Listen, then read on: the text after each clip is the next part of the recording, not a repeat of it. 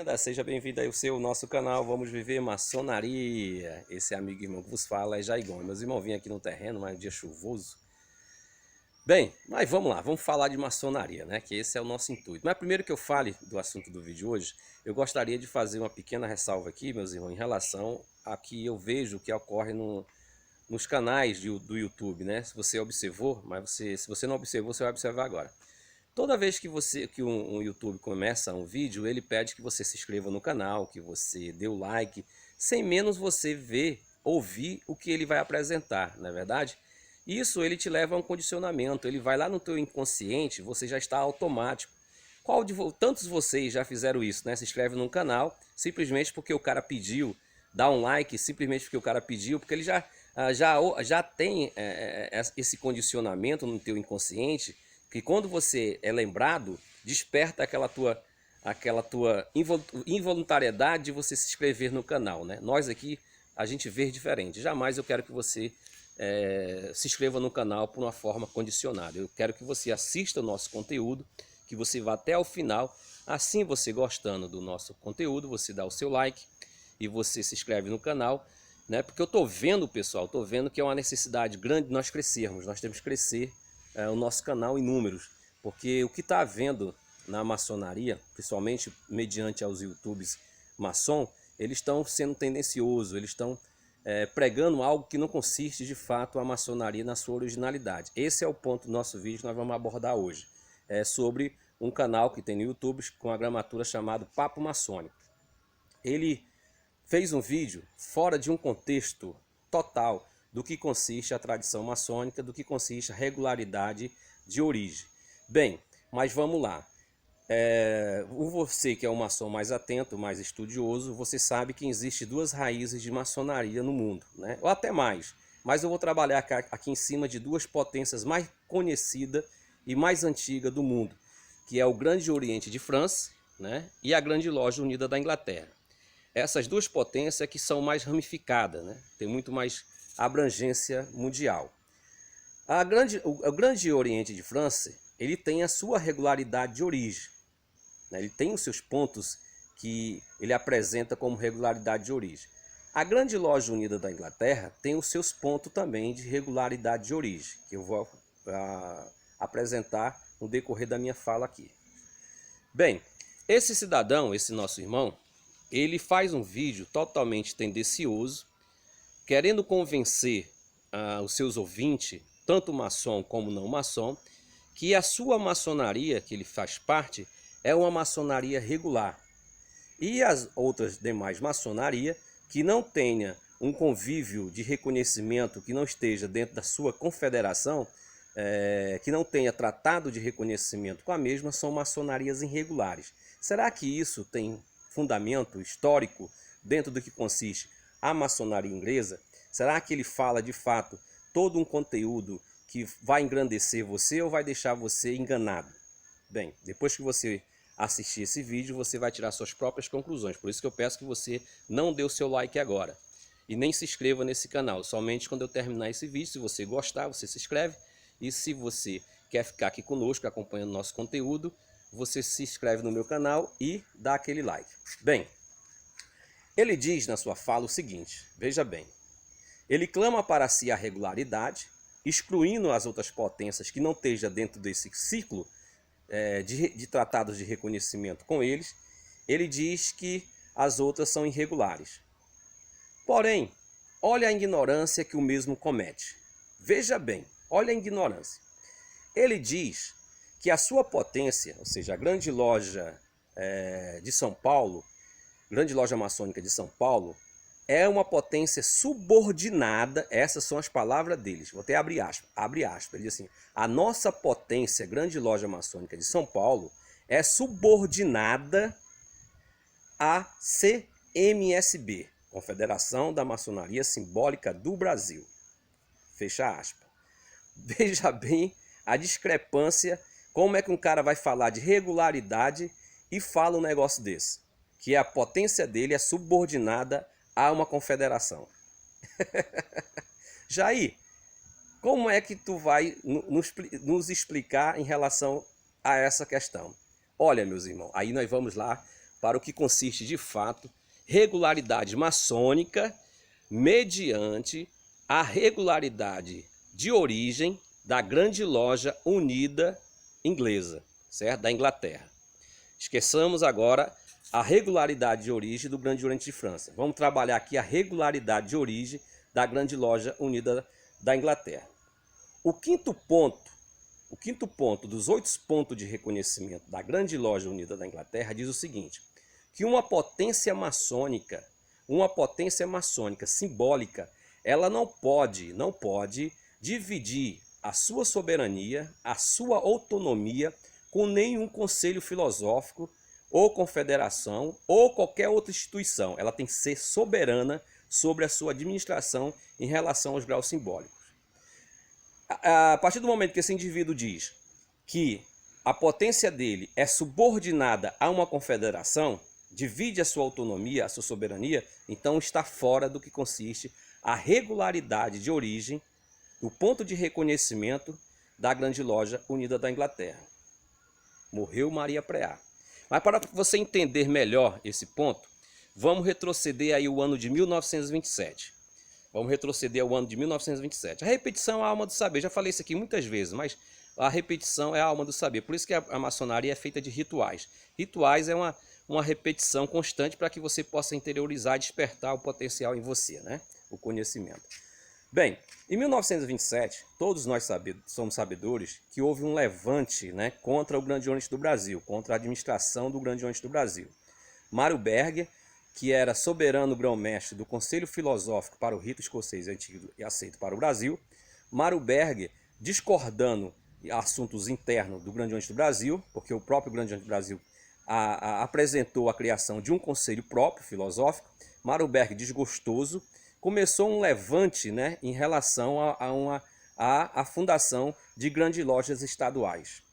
E aí teve um grande êxito, né, nascendo aí as grandes lojas estaduais subordinada ao Conselho Filosófico, na pessoa de Mário Berger, do Conselho Filosófico para o Rito Escocês Antigo e Aceito do Brasil. Isso é a história da maçonaria brasileira. Mário Berger errou, cometeu um gafe em criar novas potências maçônicas? Não, louvado seja Mário Berger. Se não fosse Mário Berger, até hoje só existia o Grande Oriente do Brasil, nesse absolutismo, mesmo que não. Vamos retroceder aqui um pouco a minha fala, perdão, desculpa. No início da maçonaria brasileira, sabemos nós que havia várias potências maçônicas no território brasileiro, né? O Grande Oriente do Brasil ele foi pegando mais dimensão, pelo fato que ele começou a pregar um fundamentalismo entre seus irmãos, dizendo que o Grande Oriente do Brasil seria absoluto em relação à territorialidade. E aí foi diminuindo, né, a vivência de outras potências e foi ganhando, né, porque é muito, digamos assim, as pessoas, né, abraçam uma causa quando ela tem uma unificação, quando ela se fundamentaliza em uma verdade que acha que consiste em um absolutismo. Queira você ver isso ou não. Então o Grande Oriente do Brasil, quando começou a pregar que a maçonaria era uma, que a maçonaria tinha que ter uma unificação, que as outras aquelas potências, aquelas lojas que não viessem se unir a ele, seriam potências não maçônicas, né, ao ponto de dizer que os irmãos não eram maçom. Ou seja, aí já começou, eu imagino, aquele tempo, né, já começou a discrepância da própria pregação do Grande Oriente do Brasil, que hoje não é diferente dessa raiz, né, desse DNA do que consiste o Grande Oriente do Brasil. As potências estaduais não perdeu esse DNA. Eles tiveram a liberdade, mas em vez de permanecer nessa liberdade, pregando de fato a maçonaria universal, eles se unificaram no Estado. Cada Estado houve uma unificação, houve um fundamentalismo em relação às potências maçônicas que ali vinham existindo. O que aconteceu foi o seguinte: quando as grandes lojas foram formadas a sua forma natural, segundo o primeiro ponto de reconhecimento da Grande Loja Unida da Inglaterra, onde diz que para haver uma potência maçônica é necessário que se constitua 3 lojas, né, legalmente constituídas, dentro do que consiste a sua regularidade de origem, da Grande Loja Unida da Inglaterra, há possibilidade que haja o nascimento de uma nova potência. Não foi assim, diferente com aqui do estado de Ceará. No estado de Ceará, historicamente falando, você vai lá no site da Grande Loja do estado de Ceará, está bem no cabeçalho lá, diz que a existência da Grande Loja do estado de Ceará veio nascer com a primeira loja Camusim, né, número 1, a segunda loja Porongaba, número 2, e daí, pelo um crescimento da Porongaba em número de irmãos, eles decidiram formar a terceira loja Fortaleza, número 3. Então aí a união dessas 3 lojas maçônicas, legalmente constituída, dá originalidade, da existência à Grande Loja do estado do Ceará. Contudo, há de se observar o que ocorreu naquela época. Essa potência maçônica, essas potências maçônicas estaduais, em vez delas seguir o 5º ponto de reconhecimento, né, da Grande Loja Unida da Inglaterra, elas fugiram, perdendo essa regularidade da Grande Loja Unida da Inglaterra. Por quê? Porque eles ficaram subordinados ao Conselho Filosófico de Mário Berg. Claro, eu fui o cara que levantei a bandeira, convencia os demais, e aí eu quero subordinação de vocês, né? Usurpando a soberania das lojas. Bem, o que acontece é que a Grande Loja, bem distante, a Grande Loja Unida Maçônica da Inglaterra, vendo essa discrepância na maçonaria brasileira, que as grandes lojas subordinadas a um conselho filosófico, e sabendo ela que ela é progressista, revolucionista e visionária, e querendo assim que a maçonaria permaneça na sua universalidade e que essas grandes lojas recentes no futuro viessem a ter o seu reconhecimento, a Grande Loja Unida da Inglaterra apresenta em 1928 os 8 pontos exigidos pela mesma da sua regularidade de origem, para que essas potências um dia venham a ter o seu reconhecimento, que é os 8 pontos aqui defendidos por nós outros, né, que são os 8 pontos de reconhecimento. As grandes lojas, principalmente aqui a Grande Loja do estado de Ceará, vendo que nunca ia obter reconhecimento da Grande Loja Unida da Inglaterra, pelo fato que era uma potência subordinada, né, ao Conselho Filosófico, no seu próprio site, se você quiser dar um pausa aí no vídeo, dê um pausa, vá lá no site da Grande Loja aqui do estado de Ceará, você vai ver essa fala do que eu estou falando aqui.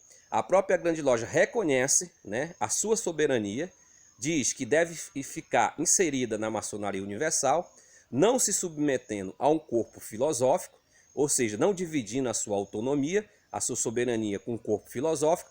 A maçonaria cearense, a Grande Loja Estadual do Ceará, corta o umbigo, né, corta a subordinação e passa a ser uma potência de originalidade totalmente inglesa.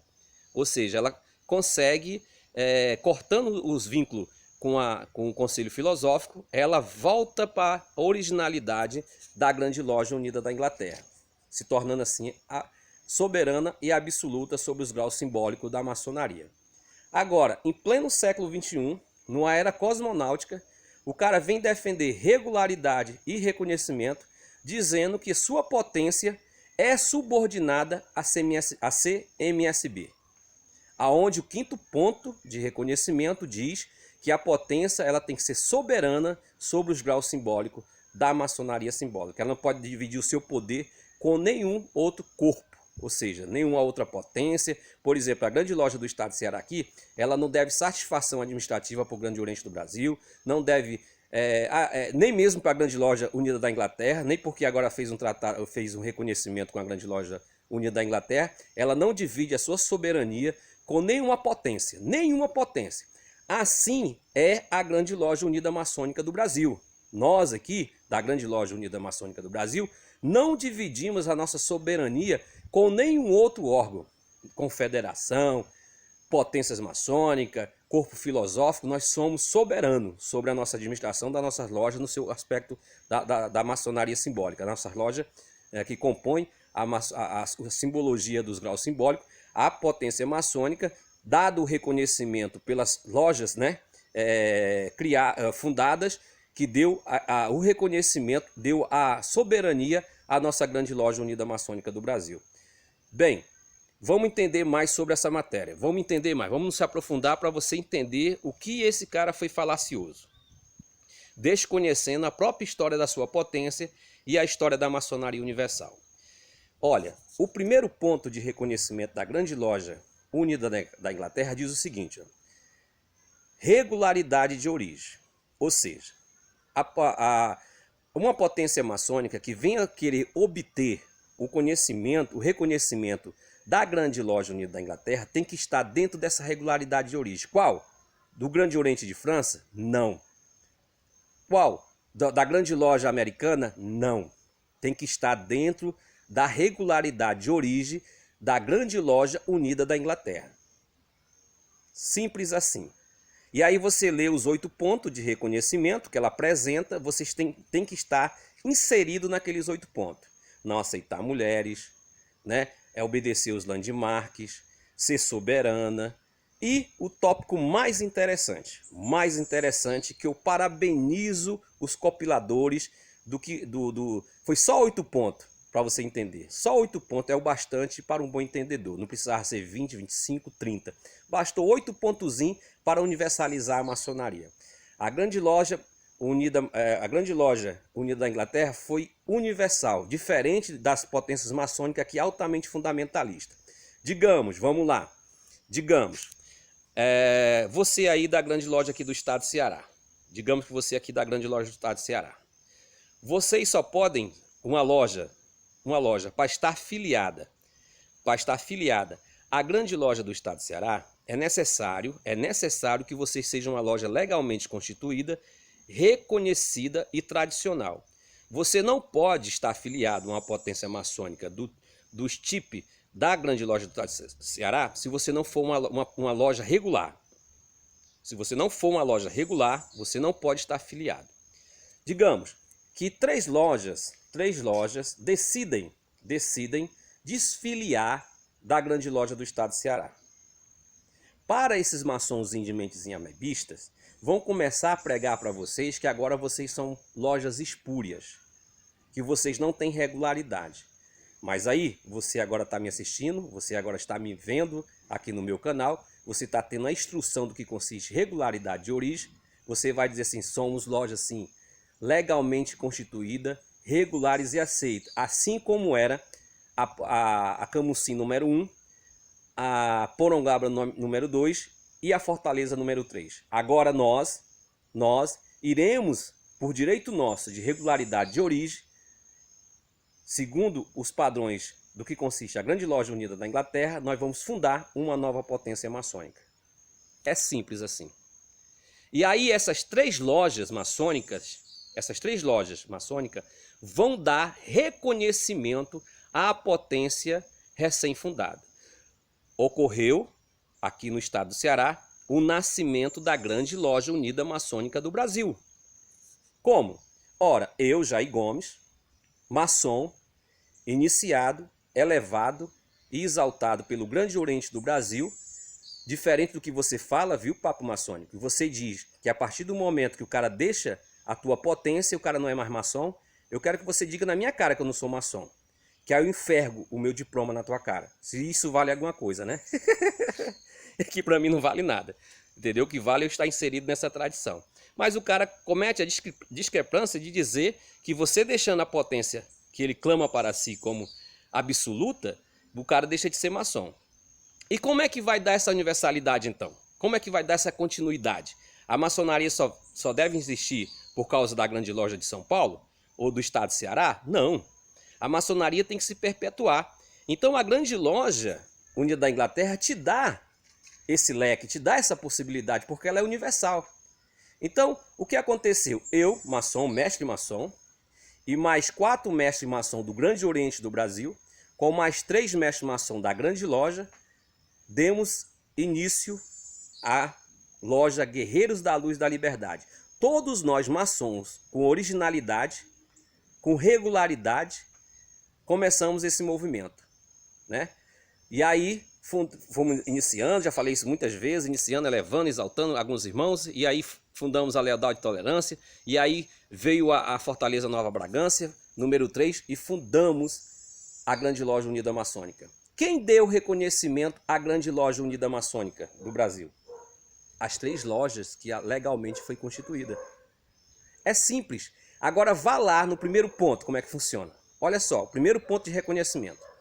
Regularidade de origem. É necessário que haja regularidade de origem, ou seja, nós estamos dentro dessa regularidade de origem. Seguimos os 8 pontos de reconhecimento, os 12 pontos de regularidade, estamos dentro da tradição inglesa, não estamos dentro da tradição francesa, estamos dentro da tradição inglesa, para que no futuro a gente possa vir buscar o reconhecimento da mesma. Olha só, segundo o primeiro ponto diz assim, uma potência maçônica deve ser reconhecida por uma outra potência maçônica já existente. Ou seja, a reconhece a B reconhece a C reconhece a D e assim continuamente. Isso acontece vendo os compiladores desses 8 pontos, vendo que isso jamais ia acontecer, principalmente no egocentrismo da maçonaria brasileira, vendo a confusão, a maçonaria do Piniquim, que é a maçonaria brasileira, vendo que jamais o Grande Oriente ia reconhecer as grandes lojas e que hoje as grandes lojas vêm a reconhecer uma potência que vem a existir, fora ela, a grande loja diz assim, meus irmãos, não se preocupem. Não se preocupe que essas potências aí não vão impedir o engrandecimento da maçonaria universal, a não ser que vocês não queiram, a não ser que vocês não queiram viver a tradição maçônica. A não ser que vocês queiram viver dentro de uma seita maçônica, porque nós aqui, estou falando assim na terceira pessoa, nós aqui, nós não somos uma seita, nós somos uma escola de tradição iniciática e nós queremos que a maçonaria deslumbre essa universalidade. Então, meus irmãos, está aqui a chave hermenêutica. Ó. Se essas potências não reconhecer vocês, 3 lojas maçônicas ou mais vai reconhecer uma nova potência, como diz lá no primeiro ponto. Se não ocorrer esse mútuo reconhecimento entre essas potências, aconteça de existir 3 lojas legalmente constituídas que vai dar reconhecimento a uma potência maçônica. Agora me responda, não foi assim que aconteceu com a grande loja aqui do estado do Ceará? Foi ou não foi? O Grande Oriente do Brasil reconheceu de imediato a essa nova potência, grande loja do estado do Ceará? Ou qualquer outra grande loja dos estados que vem existir? Me diga, me responda. Me responda se houve esse reconhecimento automaticamente. Hein? Não é simples, meus irmãos. Então hoje, a nossa grande loja unida maçônica do Brasil é uma potência maçônica com regularidade de origem, com reconhecimento e somos uma loja regular. E não somos subordinados a nenhum corpo filosófico, a nenhuma confederação, somos soberana sobre as nossas lojas simbólicas. Agora, quem é que está mais dentro? Ou, aliás, quem está com a verdade dessa regularidade de origem? Você que disse do papo maçônico que a sua potência está subordinada a uma confederação, ou nós aqui que defendemos os 8 pontos de reconhecimento da Grande Loja Unida da Inglaterra, que não dividimos a nossa soberania com nenhum tipo de corpo filosófico, muito menos com outras potências maçônicas, e etc. Somos soberana sobre aquilo que consiste as nossas lojas simbólicas, porque foi essas lojas que nos deram essa soberania e que nos deram esse reconhecimento. Agora, se tu desconhece do que consiste a tradição maçônica, meu irmão, para de falar besteira a um público de quase 25 mil pessoas no teu canal. Mas, enquanto essa voz aqui existir, essa voz que clama no deserto, eu vou lutar para que a gente volte de fato a vivenciar a maçonaria no seu aspecto universal e que acabe esse fundamentalismo maçônico, principalmente aqui no Brasil. Te amo sem te conhecer. Agora, perdão, se você gostou, dá aquele tapa no like e se inscreve no canal. Te amo sem te conhecer.